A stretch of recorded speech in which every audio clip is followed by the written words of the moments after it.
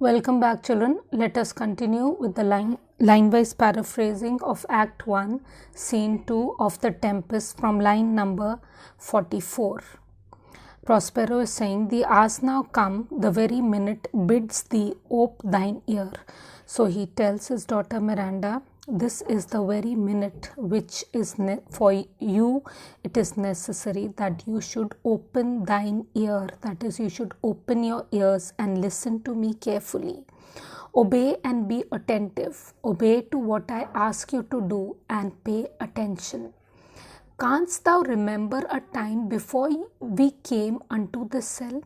He is asking his daughter that can you remember the time before we came and started living in this cell?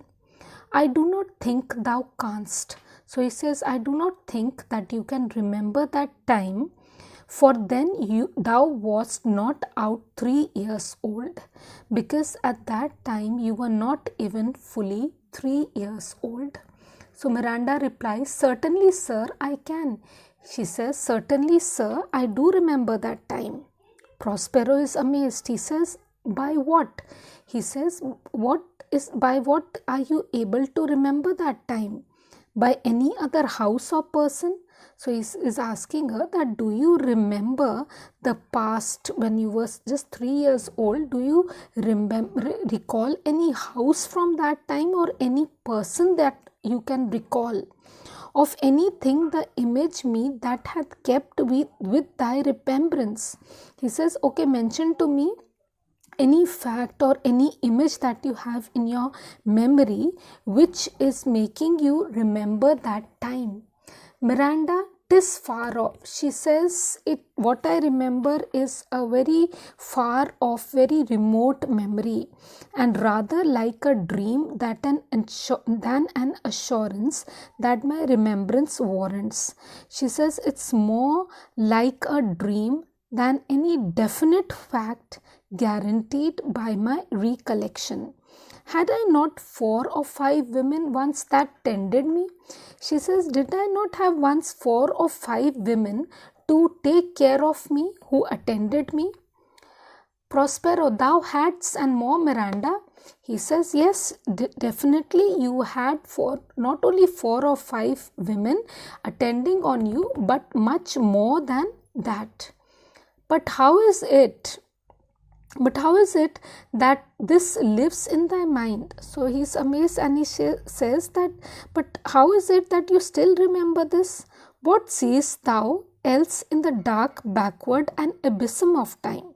So he asks his daughter that what more can you recall from the dark, that is from the past bottomless depths of the bygone time? If thou rememberest aught thou camest here, how thou camest here, thou mayest. He says that if you can recall anything of the time before you came here, and if you can recall the circumstances in which you came here, try and tell me. Miranda, but that I do not. He says, but that part of my life I cannot recall. Prospero, 12 years since, Miranda, 12 years since. He says, 12 years ago, Miranda, 12 years ago, thy father was the Duke of Milan and a prince of power. He says that your father was the Duke of Milan and a very powerful prince. Miranda, sir, are not you my father? So she's asking Prospero, are you not my father, sir? Prospero, thy mother was a piece of virtue. So he says that your mother was a perfect specimen of honesty, of chastity and purity. She said thou wast my daughter. So your mother told me that you are my daughter, my flesh and blood. And thy father was Duke of Milan. And your father was the Duke of Milan and his only heir and princess. No verse issued. And you were his only sole heir. You were born a princess and of no lower birth. Miranda, oh the heavens, what foul play had we, that we came here from thence? She says, oh God, what wrong was done to us that resulted in us coming away from there? Or blessed was it we did? Or she says, or rather it was fortunate, it was lucky that we did come away from there.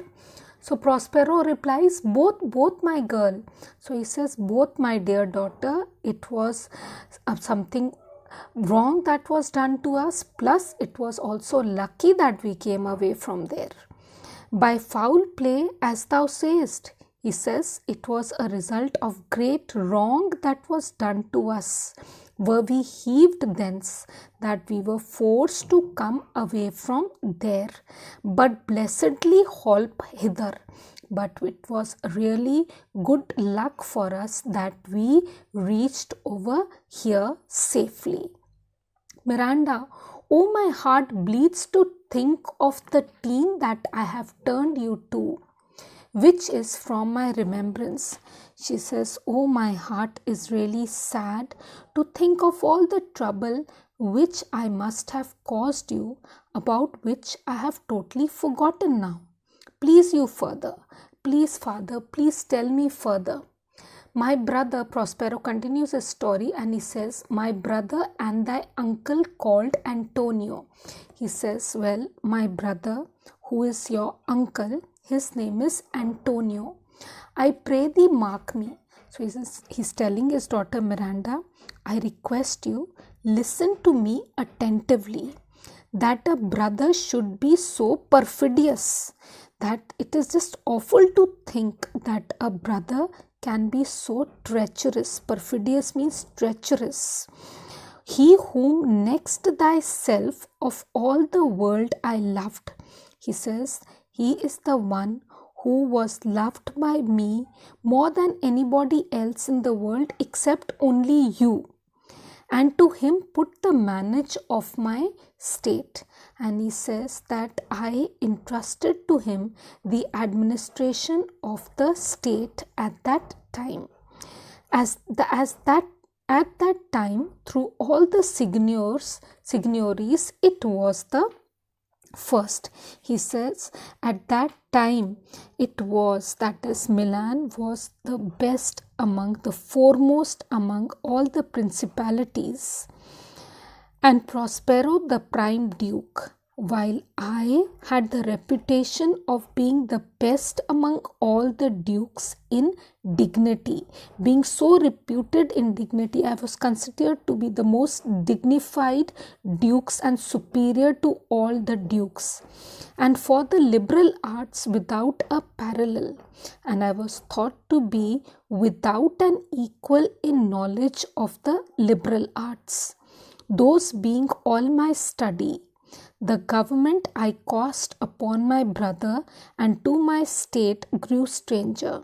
He says, because I was completely occupied in the study of the liberal arts, that I handed over the control of the government to my brother, and I became so lost in my secret studies that I totally became a stranger to the government, being transported and wrapped in secret studies, because I was totally involved in my secret studies of magic.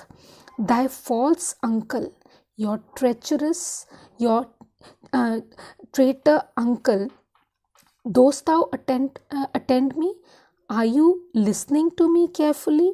Miranda, sir, most heedfully. She says, I am listening to you most attentively. Thank you.